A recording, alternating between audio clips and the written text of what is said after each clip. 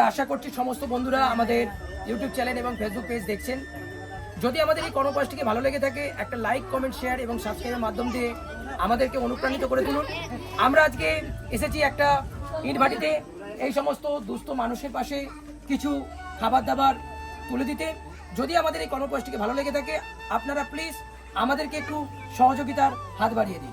আপনারা প্রত্যেকেই সুস্থ থাকুন, ভালো থাকুন। নমস্কার।